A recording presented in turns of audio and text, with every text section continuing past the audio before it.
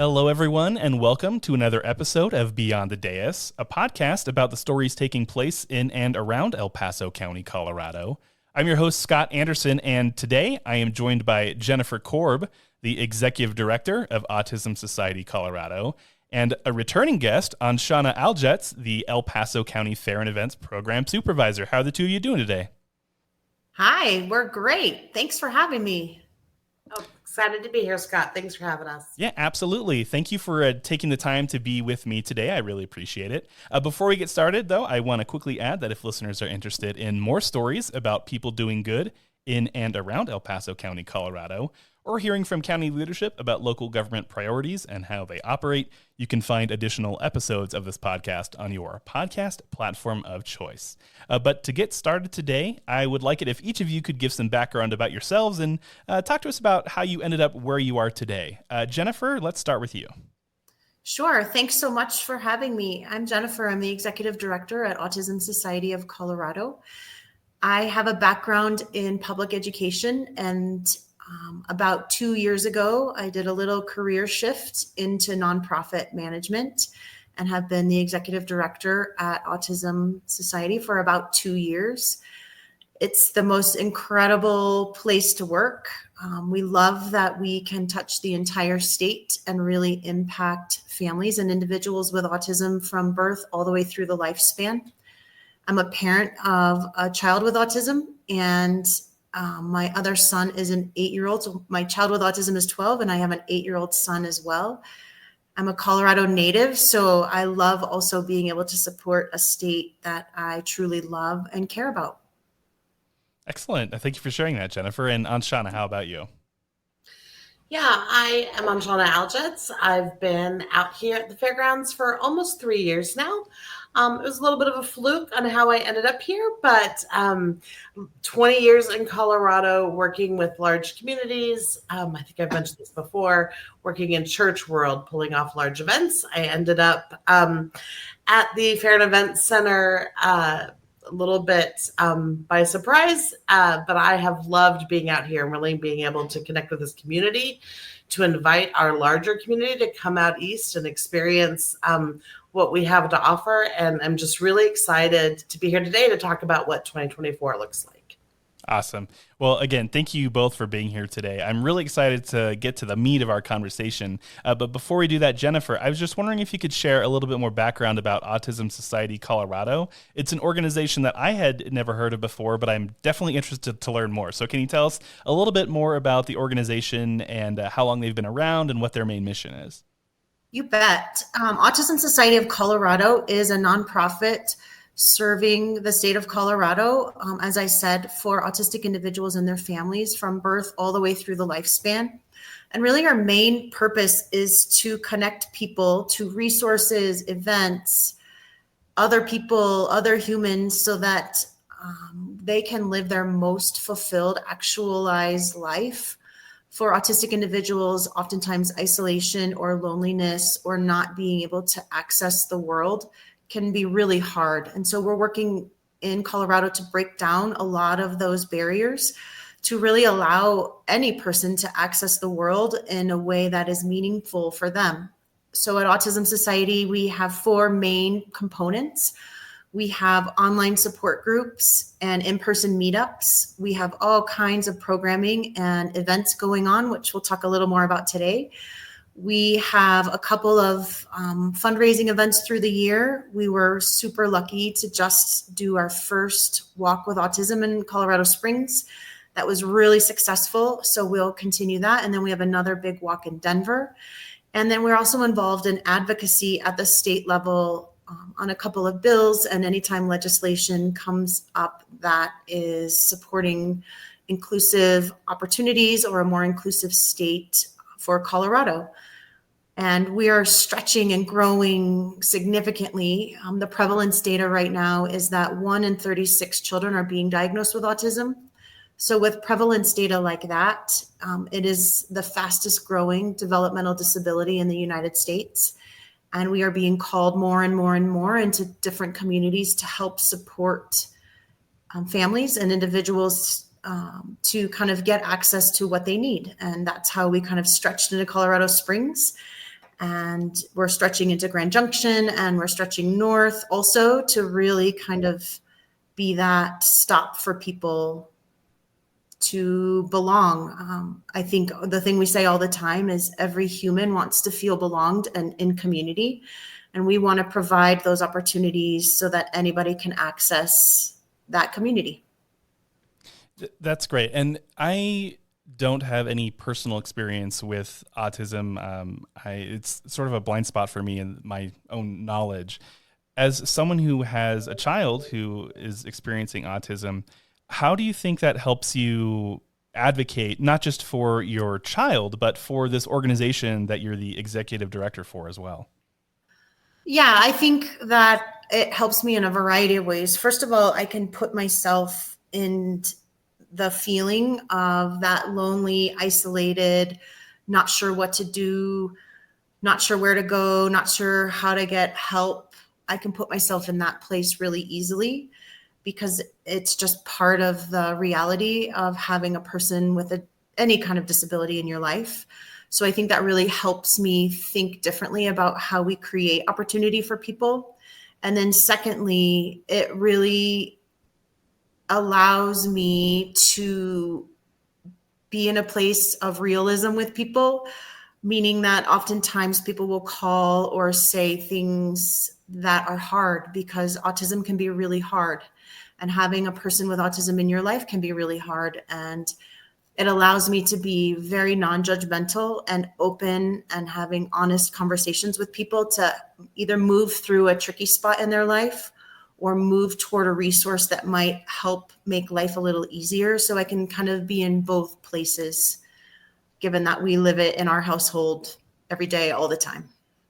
Right. That's just so great to me when someone who actually has experience is able to lead these types of organizations. I have had the great opportunity to speak to a number of nonprofit organizations throughout Southern Colorado, and there always seems to be that great passion from the leadership of those organizations. And it manifests itself in a couple of different ways, but one of the ways is creativity in getting information out there for their organization. And that sort of leads us into the next topic that I wanted to bring up, which is probably going to be the meat of the conversation here. The two of you have been working really hard to bring something really special to this year's El Paso County Fair. Can you talk about what that is and why it's so important? Andschana, I'd like you to start with this. Yeah, absolutely. We are so excited to offer for the first time in El Paso County Fair history some hours during the week that can be set aside for families that have some sensory sensitivities. So we are calling it Sensory Day. It is actually primarily 11 a.m. to 2 p.m. on the Tuesday of Fair. That's July 16th. Truthfully, a lot of those resources will be on site all day, but we're really highlighting those hours where our fair can be a safer space for families with some of these challenges. We're a county fair. It's going to be loud. It's going to be messy. There are certain things that are just true, but we can, to the extent of our ability, minimize some of those things and give our families the tools to navigate those. So we'll talk a little bit more about that, but we're super excited just to be able to even set that time apart. So Tuesday, July 16th, 11 a.m. to 2 p.m., you'll find things like carnival rides running without lights and sound. Our DJs will not be playing music or making unnecessary announcements. It'll really be kind of emergency announcements only. Our shows will run the same way they always run, but with minor adjustments that maybe turning down the volume or maybe using less lights, depending on what that looks like. We'll have extra staffing on site to provide support to our families. And then we're super excited that Jennifer and her team have agreed to join us and set up a sensory area in our Whittemore building, which is our multi-use space during that day. So that if you do just need that little time out or the place to recenter, Jennifer and her staff will be available. And I'll let her talk more about that. Yeah, I think what we know from doing large events is that often with just some minor adjustments to environment, which the team at El Paso has done a beautiful job of thinking about, we can create access for any person to be able to come to the fair. And we also know that for any person who has sensory sensitivities, large crowd, lots of smells, all the things can be really overwhelming. So if we just provide a quiet, controlled space, oftentimes an individual with sensory sensitivities can just come into the quiet space, kind of let themselves settle down a little bit, and then re-enter the fair in this case and continue to enjoy the environment. And having that space available allows a person the opportunity to come access a quiet space and then maybe try something new that they haven't before, or come back and forth to that quiet space and regulate their body, and then be able to go back out into the fair environment and really have a great time. And if you think about most often large crowds, lots of smells, lots of energy, that's just too much for many autistic individuals. So just toning it down and providing that quiet space can really open up barriers and open up accessibility for people to attend the fair, which is what we want. And, you know, you mentioned a couple of things there, Jennifer, where, again, quite frankly, my own lack of knowledge is a little bit embarrassing. But for those who may not be aware of how sensory issues affect people who have autism, are there going to be opportunities for them to learn some of that stuff during this sensory day?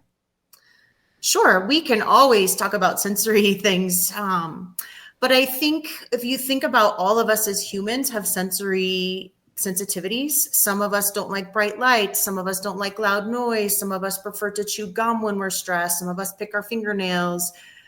We all as humans have that need to kind of regulate our sensory system. Individuals with autism often have all of their senses heightened, meaning their smell, their touch, their taste are all on full volume all the time. So if you can imagine yourself on full volume all the time, entering something like a fair, it can oftentimes just feel way too overwhelming. And all of us as humans, when we get overwhelmed, have different responses, but often autistic individuals, that's when they either shut down or you'll see some behavior come out because their sensory system is so overcharged that they don't know what to do. So offering this, and that was just a quick explanation of sensory time, but really it can be any human.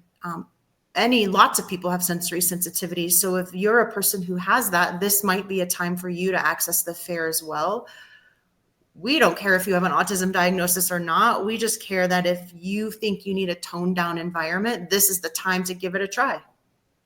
And Andschana, from the fair's perspective, why did you guys think that this was such an important thing to make a part of the event?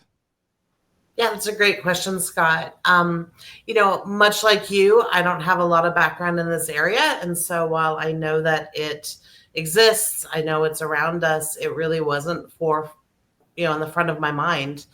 But I was at a convention with other fairs, and Larimer County Fair here in Colorado did a talk on their sensory day. And ultimately, they also partnered with Jennifer and her team, which is how I then connected with Jennifer and her team. The El Paso County Fair is the largest celebration that we do in El Paso County. It's one of the largest community events hosted in our area. And so to think that we have a portion of our community that can't attend or wants to attend, but just doesn't feel safe in that environment really caused me to think through what it means to be more accessible to everyone. There are a lot of people in our community that maybe want to attend the fair, but the idea of doing that in its traditional setup is just too much.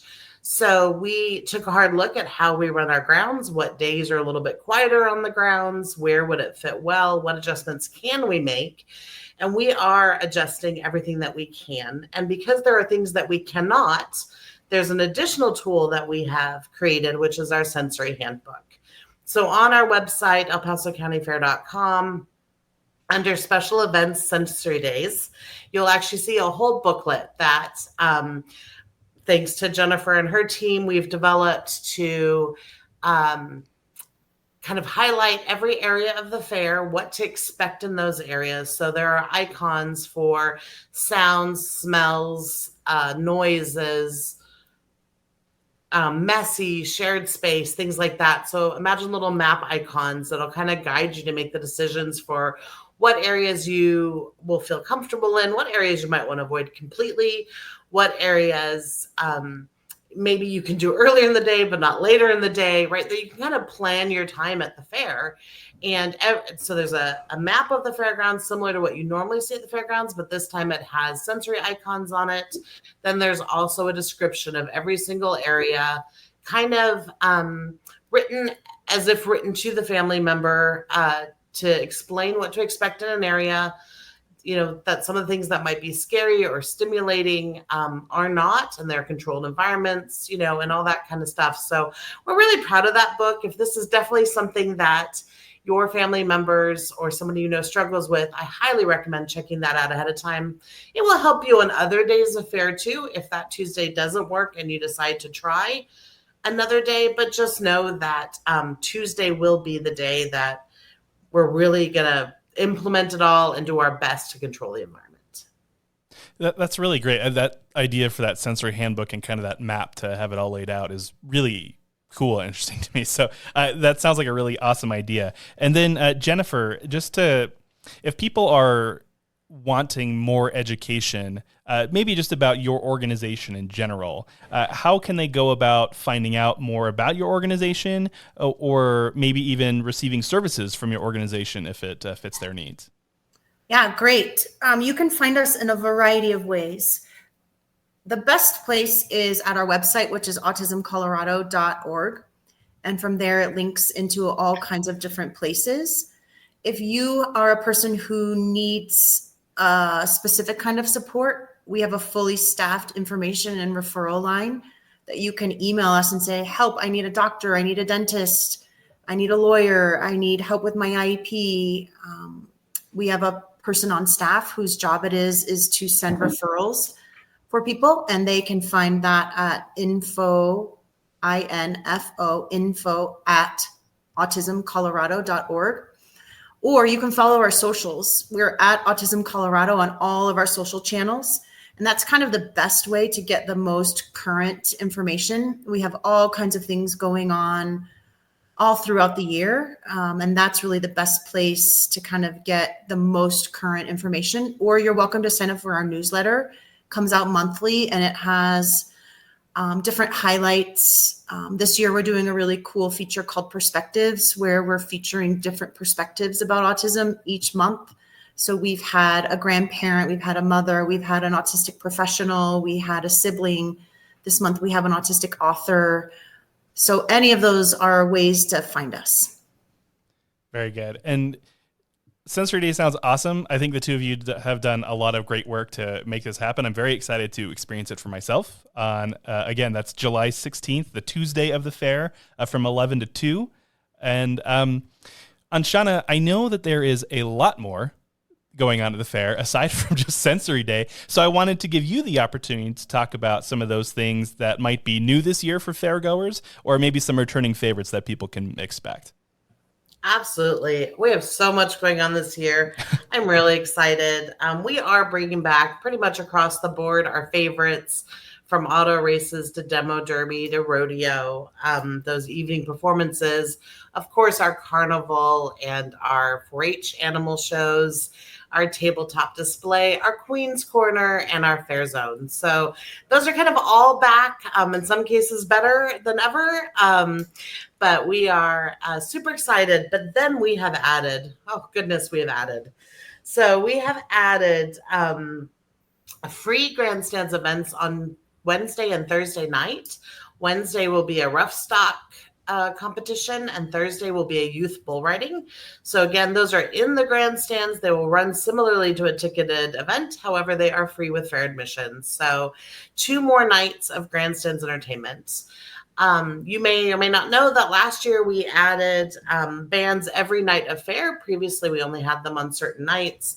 This year, not only do we have bands every night of fair, but also every afternoon of fair. So we have 16 bands appearing in our free pavilion during the fair this year. We are adding some really great events. Silent Goat Disco we're super excited about Thursday night.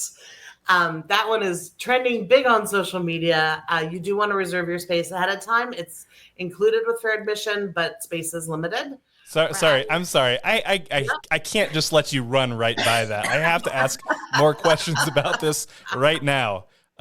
You said silent goat disco? I did. Okay, yes. okay. Please explain that. You were on a roll. You were getting through your information great, but I'm sorry, I had to cut you off. Tell me more about silent goat disco. Yes. So, I may no longer be the youngest person around, and so my evening entertainment days are limited. But I heard about silent disco, which is essentially you wear headphones and you dance, and our DJs will play. We're partnered with a local Complete Weddings and Events who are providing us our headphones and our DJs, and that'll be great. But you wear headphones and we'll have 3 different channels. So you pick your genre of music, and then this room full of people dance to 3 different channels of music, all while wearing headphones. And that by itself is a load of fun and apparently very entertaining to watch. But then we are a county fair, so why would I not add goats to that? And so we have partnered with one of our 4-H families to come in and bring us some goats. They will be kind of in the middle of the dance space. They won't just run wild. They will be in a corral. You'll be able to take your turn dancing with the goats. But you will be able to dance around the goats, see the goats, and at some point work your way through the goats. So if you can add goats to silent disco, why would you not? I'm not gonna lie. That's one of the more incredible things I think I've ever heard. That sounds great. So I'm sorry. I got you off track, but please feel free to continue. If this is one of the first things you talked about with the new stuff, I'm ready to hear all the other great stuff you have added this year. Well, we have more, although I will say that one's pretty exciting. Tuesday night, we're throwing our Epic Eras party in celebration of, all of our favorite person of the year. And the Eras theme, there will be a dance party in Swink Hall Tuesday nights. All things country music sensation related with some themed items, photo walls. Let's just say you might find lots of 13s or 22s, but we're going to have a good time. So the fans that know, and if you don't know, come anyway. It's also free, included with fair admission. And again, pre-registration is suggested. It is going to fill up. That is Tuesday night. Then we have musical bingo on Mondays, 4 times, I think. If you haven't played musical bingo, instead of calling out numbers, we play a song, and you have to identify the song name and artist on your bingo card. So we'll play musical bingo with different genres throughout the day on Monday during El Paso County Day. That is our free admission day.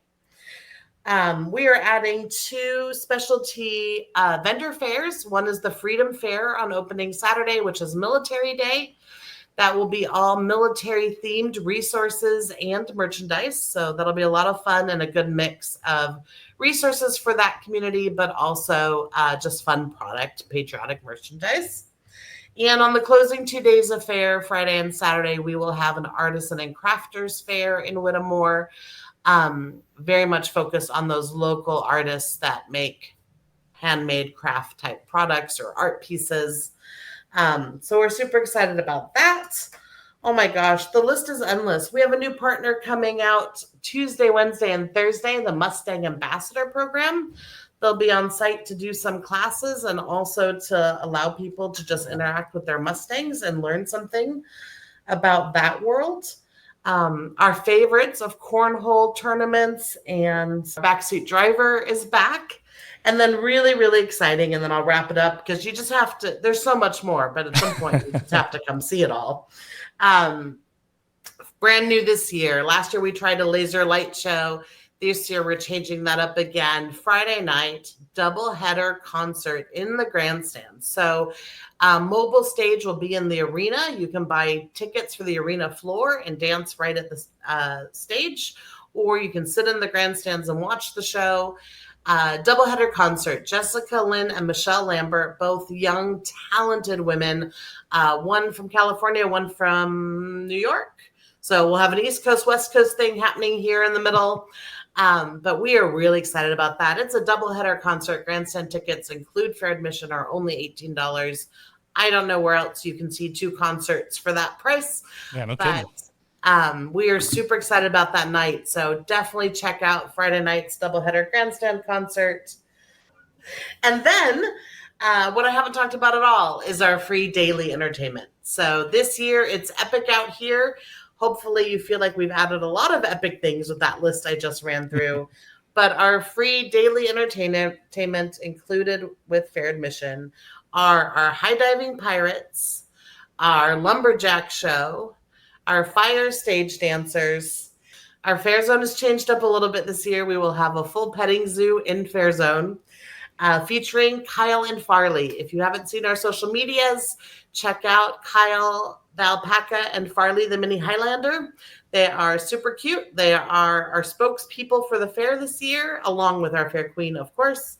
But they will be on site every day, and they're a lot of fun to hang out with. We're really excited to have them along with their friends in the petting zoo. And then lots and lots of games and contests in the fair zone this year.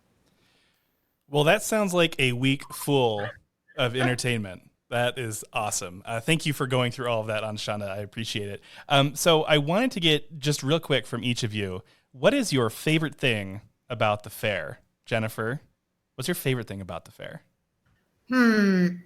If I had to just go off the cuff from my heart, I would say funnel cakes. Unbelievable. That's exactly what I was going to say after you both were done.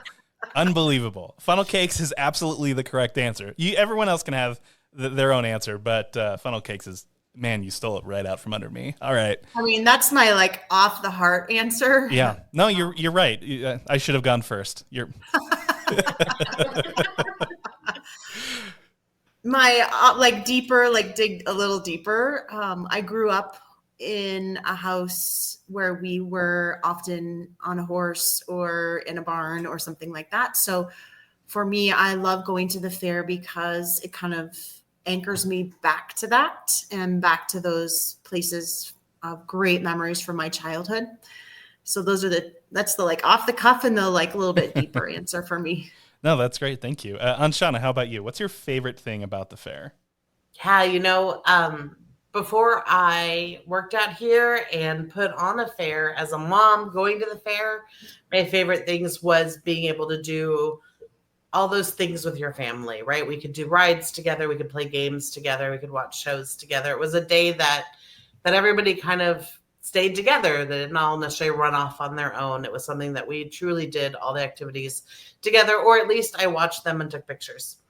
Now that I work here and I'm responsible for shaping this along with an amazing team, honestly, the fair is busy. There's a lot of running around. It's chaotic, but when you have that moment to just sit back and watch the people walking through the grounds, I am regularly surprised in a county the size of ours, how many people don't even know we have a county fair. How often people think that the state fair is the only fair around. And so we are working really hard to grow that and get the word out, because we're pretty proud of what we do out here. And it is really a great gathering place in Eastern El Paso County. That really there isn't anything else like it where we're at. So we are super excited. And every year that number grows. And so we're hoping to just keep doing that. Great. And then before we close things out here today, I was just wondering if there's anything else that either of you want to add that you think would be important for listeners to know. Andschana, let's start with you. Okay. I have 1,000 things in my head about fair, but I think the thing I'd really like to highlight at the end is don't miss it. July 13th through 20th. Monday is free day. Wednesday is dollar day. There are other discounts throughout the week. So for a family of 4 or like my family of 6, it is still an affordable family fun option. Full of new and exciting things, but also full of tradition. So it's going to be epic out here. We're going to have a blast, and you're going to make memories as a family or as an individual or with your friends. And so just don't miss out. Whatever day fits in your schedule, whatever price point fits in your schedule, we've got something for everyone. Awesome. And then Jennifer, how about you? I think that what I'm hopeful is that people will give this a try. if you are a person in or around El Paso County and you're like, gosh, I've always wanted to try the fair, let's do this. We encourage families, especially if you have sensitive people in your family or autistic individuals, and you have always thought this would be fun. We have made the opportunity. We can't wait to meet you. We call it the no sorry zone when we do these sensory days. You don't have to worry about if your person has behavior or eloping or anything like that. We're all there together in community, and that's the purpose, is to get out, be in community, and experience the world a little bit. Great. Well, thank you for sharing that. And thank you both, Jennifer and Andschana, for being here today. I appreciate you taking the time and for all the work that you two do for your community. So thank you for being here and for getting this really incredible event set up for the El Paso County Fair this year. Thanks for having us, Scott. We really appreciate it. Yeah, thanks for having us. So we can't wait to see you at the fair. If you are interested in listening to additional episodes of Beyond the Dais, be sure to look for us on Podbean or wherever you get your podcasts. Thanks for listening, and we'll see you next time.